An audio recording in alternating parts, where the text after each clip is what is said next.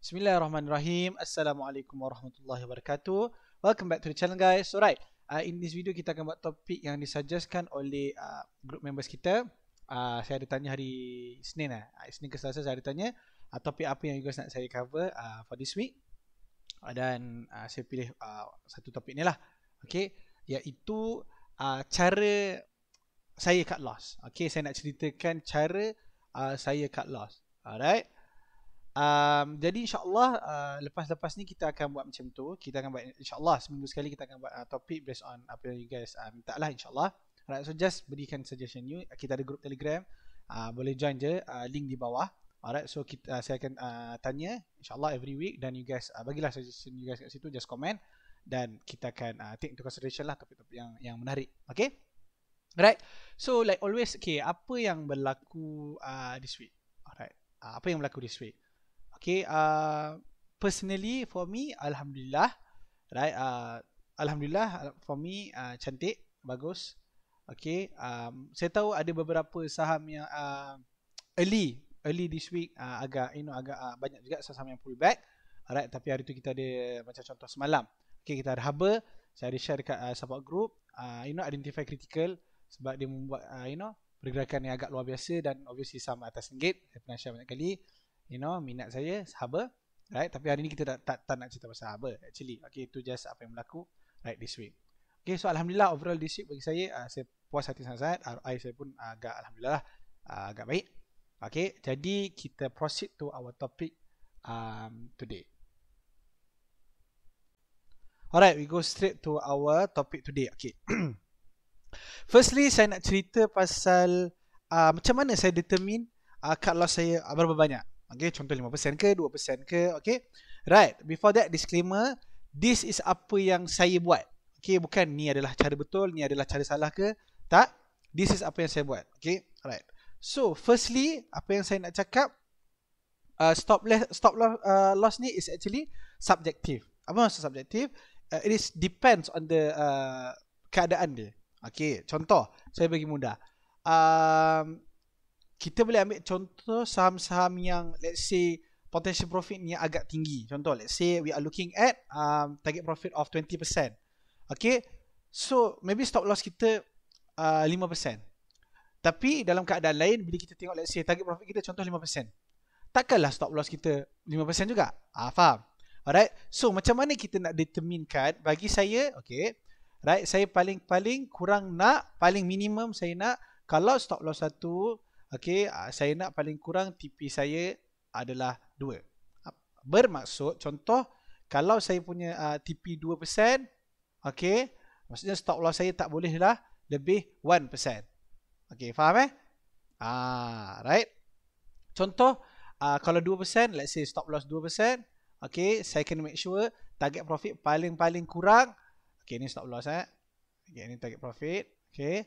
Saya kena make sure target profit paling kurang 4%.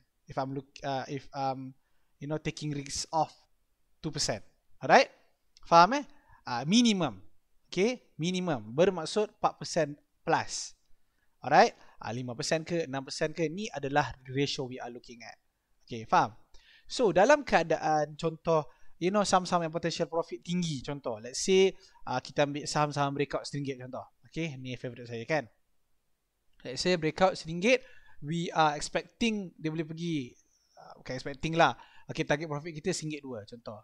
So we are looking at 20% of target profit, betul? Okay, target profit kita 20% contoh. Right, so stop loss kita berapa dalam keadaan ni? Okay, so kita boleh buat kat sini stop loss contoh paling kurang kena maximum 10% lah sebab bahagi 2, betul? Right, ni kan calculation kita. Tapi bukan perlu 1%, bukan perlu 10%. Maksudnya maximum stop loss 1%. Maksudnya kena kurang lagi daripada 1%. Kalau nak take profit 2%. Maksudnya kalau 20% take profit, target profit, maksudnya kita kena make sure that maximum stop loss kita adalah 10%. Okay, right. So dalam keadaan ni normally tak adalah sampai 10%. Okay, kadang-kadang kita ambil ratio yang agak tinggi. Okay, dalam keadaan ni sebab breakout RM1 ni, benda ni actually selalu berlaku. Kita boleh tengok contoh Wong. Okay, kita boleh tengok dekat Hong Seng yang baru-baru berlaku. Okay, kita boleh tengok dekat Emulus. Okay, banyak actually saya boleh bagi 10 sebenarnya. Okay, you guys boleh tengok contoh-contoh. Okay, berapa lama dia RM1 dia nak bagi RM1.2. Normally dalam seminggu 2 minggu. Okay, saham-saham yang breakout RM1. Alright, jadi tu adalah basic dia. Okay, kita faham bahawa berapa maksimum aku boleh cut loss. Dalam keadaan ni tadi saya cakap maksimum adalah 10%. Okay, ini orang panggil apa? Basic sahajalah. Basic sahaja. Okay, tapi dalam keadaan ni takkanlah sampai kita dapat 10% contoh. Okay, as kita nampak potential profit agak tinggi, maybe kita boleh buat. Contoh kat sini kita boleh buat. Ni maksimum 10%. Tapi maybe kita boleh buat 5% contoh. Betul? So kita dapat 4 kali ganda. Target profit berbanding cut loss. Okay, maksudnya kalau kita untung 4, kalau kita rugi 1. Betul? Itu basic dia sahaja, guys. Okay, so itu adalah benda yang saya akan determine untuk saya nak decide berapa cut loss in terms of percentage yang aku akan ambil. Ini kita tak cerita dekat mana lagi. Okay, ni anggaran. Okay, ni anggaran macam okay, about berapa persen aku nak cut loss. So, ada orang dia memang strict. Okay, kena je 2% yang akan cut loss. Macam saya akan anggarkan okay, about 2% aku boleh take losses. So saya akan tengok pula chart dekat mana negatif 2%. Faham tak? Okay, logik tak kalau aku nak cut loss kat sini? So maybe tak logik sangat. Saya akan maybe ambil bawah 1 bit ke, atas 1 bit ke contoh. Okay, so itu adalah basic ideas dia yang akan yang saya akan tentukan berapa persen saya nak cut loss. Okay, saya akan tengok pada target profit saya. Saya nampak gap yang agak luas, saya akan tahu loss jauh sikit. Okay, agak besar sikit risk that I'm taking. Ataupun setup yang cantik contoh. Okay, loss kita tarik jauh sikit. Tapi untuk sama-sama let's say potential profit agak limited, contoh 10% je, 5% je. So maybe cut loss kita maksimum 2%. Okay, contoh. Alright, clear 2% ke 3% ke macam tu. Itu benda yang you guys kena faham. So basic pegang dekat sini, make sure paling-paling kurang target profit adalah 2 kali ganda. Paling-paling kurang 2 kali ganda daripada stop loss kita. Okay, ini penting. Sebab ramai orang dia buat kalau rugi banyak. Okay, kalau untung sikit. Itu benda yang selalu berlaku. Alright. Jadi I think I'm clear on that. Alright. Jom kita tengok case tadi kita iaitu Wong. Okay, Wong merupakan one of saham yang breakout RM1 dan Alhamdulillah banyak juga saya dapat. Okay, jadi jom kita tengok Wong macam mana kita applykan apa yang saya share tadi. Okay, so first kita akan tengok setup RBS. Okay, kita akan tengok setup RBS. Alright, jadi kita nampak kat sini, kita akan tengok area sini. Jadi kita nampak kat sini breakout. Okay, ini adalah resistance dia, ini adalah dia buat support kat sini. So clear, area 110 ni adalah critical RBS kita. Alhamdulillah. Okay, jadi kita tengok sini critical RBS. So let's say kita tunggu dia naik kat sini kan. Kita nampak ada resistance kat sini. Kita nak tunggu dia jatuh balik. Betul? Kita nak tunggu dia jatuh balik sampai kena harga ni. Okay, let's say 110 lah. 112 entry kita contoh. Okay, clear Alright. So sekarang ni macam mana? Okay, menggunakan yang prinsipal yang saya share tadi. Okay, first determine TP berapa, betul? Okay, kita tengok let's say potential profit kita. Let's say kita tengok kat sini. Okay, 18%. Alright. So we are looking at 18% punya potential profit. Okay. Jadi, okay, we are looking at 18%. Okay, target profit 18%. Ingat, maksimum kita boleh cut loss is setengah daripada take profit kita, betul. Maksudnya maksimum kat sini 9%. Okay, tapi tak semestinya kena 9%.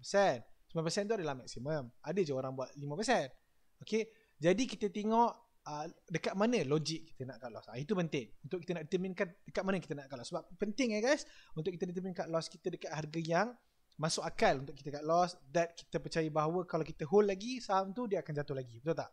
Alright, jadi dekat mana harga yang akan menyebabkan kita nak keluar. Okay, so let's say somewhere here, contoh, okay lah, let's say kita masuk sini, betul? 100. So ni adalah RBS. So ni adalah support, betul? Ni adalah support dah.